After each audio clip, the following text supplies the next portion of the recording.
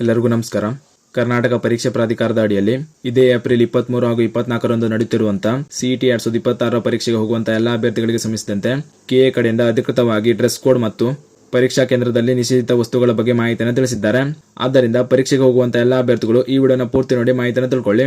ಮೊದಲನೇದಾಗಿ ನೀವು ಸ್ಕ್ರೀನ್ ಮೇಲೆ ಕಾಣ್ತಾ ಇರೋ ಹಾಗೆ ಇದು ಕೆಎ ಕಡೆಯಿಂದ ಅಧಿಕೃತವಾಗಿ ತಿಳಿಸಿರುವಂತಹ ಮಾಹಿತಿಯಾಗಿರುತ್ತದೆ. ಈ ನೋಟಿಸ್ ನಲ್ಲಿ ತಿಳಿಸಿರುವಂತಹ ಮಾಹಿತಿಗಳನ್ನ ಒಂದೊಂದಾಗಿ ನೋಡ್ತಾ ಹೋಗೋಣ. ಸಿಇಟಿ 2026 ನಿಷೇಧಿತ ವಸ್ತುಗಳು ಮತ್ತು ವಸ್ತ್ರ ಸಂಹಿತೆ ಅಂತ ತಿಳಿಸಿದ್ದಾರೆ. ಸಿಇಟಿ ಪರೀಕ್ಷಾ ಕೇಂದ್ರಕ್ಕೆ ಪ್ರವೇಶಿಸುವ ಮೊದಲು ಅಭ್ಯರ್ಥಿಗಳನ್ನ ಕಟ್ಟುನಿಟ್ಟಾದ ಮತ್ತು ಕಡ್ಡಾಯ ಭದ್ರತಾ ತಪಾಸಣೆಗೆ ಒಳಪಡಿಸಲಾಗುತ್ತದೆ. ಇದರ ಜೊತೆಗೆ ಸಿಸಿಟಿವಿ ಕಣ್ಗಾವಲು ಮತ್ತು ಎಐ ಆಧಾರಿತ ಮುಖಚರ್ಯೆಯ ಗುರುತಿಸುವಿಕೆ ಸೇರಿದಂತೆ ಬಹು ಗುರುತಿನ ಪರಿಶೀಲನಾ ಪ್ರಕ್ರಿಯೆಯನ್ನು ನಡೆಸಲಾಗುತ್ತದೆ ಅಂತ ತಿಳಿಸಿದ್ದಾರೆ. ನಂತರ ಯಾವುದೇ ಸಂದರ್ಭದಲ್ಲೂ ಅಭ್ಯರ್ಥಿಗಳು ಪರೀಕ್ಷಾ ಕೇಂದ್ರದೊಳಗೆ ಈ ಕೆಳಗಿನ ವಸ್ತುಗಳನ್ನು ಕೊಂಡೊಯ್ಯಲು ಅನುಮತಿ ಇರುವುದಿಲ್ಲ ಅಂತ ತಿಳಿಸಿದ್ದಾರೆ.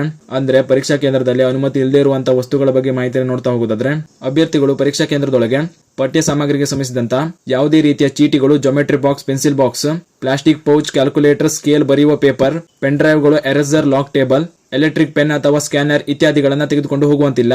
ಜೊತೆಗೆ ವೈಯಕ್ತಿಕ ವಸ್ತುಗಳಲ್ಲಿ ವ್ಯಾಲೆಟ್, ಗಾಗಲ್ಸ್, ಕೈ ಚೀಲಗಳು, ಬೆಲ್ಟ್, ಕ್ಯಾಪ್ ಗಳಂತ ವಸ್ತುಗಳನ್ನ ತೆಗೆದುಕೊಂಡು ಹೋಗುವಂತಿಲ್ಲ. ಅದೇ ರೀತಿ ಮೈಕ್ರೋಚಿಪ್, ಕ್ಯಾಮೆರಾ, ಬ್ಲೂಟೂತ್ ಸಾಧನಗಳು ಮುಂತಾದ ಸಂವಹನ ಸಾಧನಗಳನ್ನ ಮರೆ ಮಾಡುವ ಮೂಲಕ ನ್ಯಾಯೋಚಿತವಲ್ಲದ ವಿಧಾನಗಳಿಗೆ ಬಳಸಲಾಗುವಂತಹ ಯಾವುದೇ ರೀತಿಯ ವಸ್ತುಗಳನ್ನ ತೆಗೆದುಕೊಂಡು ಹೋಗುವಂತಿರುವುದಿಲ್ಲ. ಅದೇ ರೀತಿ mobile phone, Bluetooth earphone, microphone ಗಳಂತಹ ಯಾವುದೇ ಆಧುನಿಕ ಸಂವಹನ ಸಾಧನಗಳನ್ನ ಕೂಡ ತೆಗೆದುಕೊಂಡು ಹೋಗುವಂತಿಲ್ಲ ಅಂತ ತಿಳಿಸಿದ್ದಾರೆ. ಜೊತೆಗೆ ಯಾವುದೇ ರೀತಿಯ ಗಡಿಯಾರ ಅಥವಾ ಕೈ ಗಡಿಯಾರಗಳು, ಬಳೆ, ಕ್ಯಾಮೆರಾಗಳನ್ನು ಕೂಡ ನಿಷೇಧಿಸಲಾಗಿರುತ್ತದೆ. ಹಾಗೂ ಕೊನೆಯದಾಗಿ ತೆರೆದಿರುವ ಅಥವಾ ಪ್ಯಾಕ್ ಮಾಡಲಾದ ಯಾವುದೇ ಆಹಾರ ಪದಾರ್ಥಗಳು, ನೀರಿನ ಬಾಟಲ್ ಇತ್ಯಾದಿಗಳನ್ನು ಕೂಡ ಪರೀಕ್ಷಾ ಕೇಂದ್ರದಲ್ಲಿ ನಿಷೇಧಿಸಲಾಗಿರುತ್ತದೆ. ಈ ರೀತಿಯ ವಸ್ತುಗಳನ್ನ ಪರೀಕ್ಷಾ ಕೇಂದ್ರದಲ್ಲಿ ನಿಷೇಧಿಸಲಾಗಿರುತ್ತದೆ ಅಂತ ಮಾಹಿತಿಯನ್ನು ನೀಡಿದ್ದಾರೆ. ನಂತರ ಮುಖ್ಯವಾಗಿ ಪರೀಕ್ಷೆ ಹೋಗುವಂತಹ ಎಲ್ಲಾ ಅಭ್ಯರ್ಥಿಗಳ ವಸ್ತ್ರ ಸಂಹಿತೆ ಅಂದ್ರೆ ಡ್ರೆಸ್ ಕೋಡ್ ಬಗ್ಗೆ ಮಾಹಿತಿಯನ್ನು ನೋಡ್ತಾ ಹೋಗೋದಾದ್ರೆ, ಉದ್ದ ತೋಳುಗಳ ಡ್ರೆಸ್ ಧರಿಸಿ ಪರೀಕ್ಷೆಗೆ ಹಾಜರಾಗಬಾರದು. ಕಿವಿ, ತಲೆ ಮತ್ತು ಮುಖ ಮುಚ್ಚುವಂತಹ ಯಾವುದೇ ಉಡುಪುಗಳನ್ನು ಧರಿಸಿಕೊಂಡು ಪರೀಕ್ಷಾ ಕೇಂದ್ರಕ್ಕೆ ಬರಬಾರದು. ಯಾವುದೇ ಆಭರಣ, ಲೋಹದ ವಸ್ತುಗಳನ್ನ, ಇದರಲ್ಲಿ ಮಂಗಳಸೂತ್ರವನ್ನ ಹೊರತುಪಡಿಸಿ ಯಾವುದೇ ರೀತಿಯ ಆಭರಣಗಳನ್ನ ಧರಿಸುವಂತಿಲ್ಲ ಅಂತ ತಿಳಿಸಿದ್ದಾರೆ.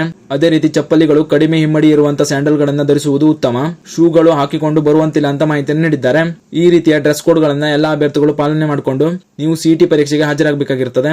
ಅದೇ ರೀತಿ ವಿಶೇಷಚೇತನ ಅಭ್ಯರ್ಥಿಗಳಿಗೆ ಕೆಲವು ಇಂಪಾರ್ಟೆಂಟ್ ಮಾಹಿತಿಗಳನ್ನು ನೀಡಿದ್ದಾರೆ.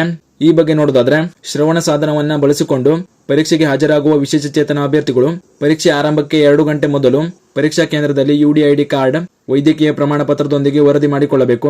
ಅವರನ್ನ ಪ್ರತ್ಯೇಕವಾಗಿ ಪರಿಶೀಲನೆಗೆ ಒಳಪಡಿಸಿ ಶ್ರವಣ ಸಾಧನಗಳೊಂದಿಗೆ ಪರೀಕ್ಷೆ ಬರೆಯಲು ಅವಕಾಶ ನೀಡಲಾಗುತ್ತದೆ ಅಂತ ತಿಳಿಸಿದ್ದಾರೆ. ಈ ರೀತಿ ವಿಶೇಷಚೇತನ ಅಭ್ಯರ್ಥಿಗಳು ಪರೀಕ್ಷಾ ಕೇಂದ್ರದಲ್ಲಿ ಹೋಗಿ ನಿಮ್ಮ ವೆರಿಫಿಕೇಶನ್ ಮಾಡ್ಕೊಳ್ಬೇಕಾಗಿರುತ್ತದೆ. ನಂತರ ಯಾವುದೇ ಧಾರ್ಮಿಕ ಉಡುಪುಗಳನ್ನು ಧರಿಸಿಕೊಂಡು ಪರೀಕ್ಷೆ ಬರೆಯಲು ಇಚ್ಛಿಸುವವರು ಪರೀಕ್ಷೆ ಆರಂಭಕ್ಕೆ 2 ಗಂಟೆ ಮೊದಲು ಪರೀಕ್ಷಾ ಕೇಂದ್ರಕ್ಕೆ ವರದಿ ಮಾಡಿಕೊಳ್ಳಬೇಕು. ಅವರನ್ನ ಪ್ರತ್ಯೇಕವಾಗಿ ಪರಿಶೀಲನೆಗೆ ಒಳಪಡಿಸಿ ಪರೀಕ್ಷೆ ಬರೆಯಲು ಅವಕಾಶ ನೀಡಲಾಗುವುದು ಅಂತ ಈ ರೀತಿಯ ಕಟ್ಟುನಿಟ್ಟಿನ ಕ್ರಮಗಳನ್ನ ಸಿಇಟಿ 2026 ಪರೀಕ್ಷೆಯನ್ನು ಬರೆಯುವಂತಹ ಅಭ್ಯರ್ಥಿಗಳಿಗೆ ನೀಡಲಾಗಿದೆ. ಆದ್ದರಿಂದ ಎಲ್ಲಾ ಅಭ್ಯರ್ಥಿಗಳು ಕೆಎ ಕಡೆಯಿಂದ ತಿಳಿಸಿರುವಂತಹ ಈ ಮಾಹಿತಿಯನ್ನ ಒಮ್ಮೆ ಓದಿ ಹಾಗೂ ಈ ಎಲ್ಲಾ ಮಾರ್ಗಸೂಚಿಗಳನ್ನು ಅನುಸರಿಸಿ ಪರೀಕ್ಷೆಗೆ ಹಾಜರಾಗಿ ಹಾಗೂ ಈ ಮಾಹಿತಿಯನ್ನ ಪರೀಕ್ಷೆ ಬರೆಯುವಂತಹ ನಿಮ್ಮ ಸ್ನೇಹಿತರು ಶೇರ್ ಮಾಡಿ ಅವರು ಕೂಡ ತಿಳಿಸಿ. ಮತ್ತು ಇದೇ ರೀತಿ ಮುಂಬರುವಂತಹ ಮಾಹಿತಿಗಳಿಗಾಗಿ ಚಾನಲ್ ನ ಸಬ್ಸ್ಕ್ರೈಬ್ ಮಾಡಿ ಅಂತ ಹೇಳ್ತಾ ಈ ವಿಡಿಯೋನ ಇಲ್ಲಿಗೆ ಮುಗಿಸ್ತಾ ಇದ್ದೀನಿ. ಧನ್ಯವಾದಗಳು.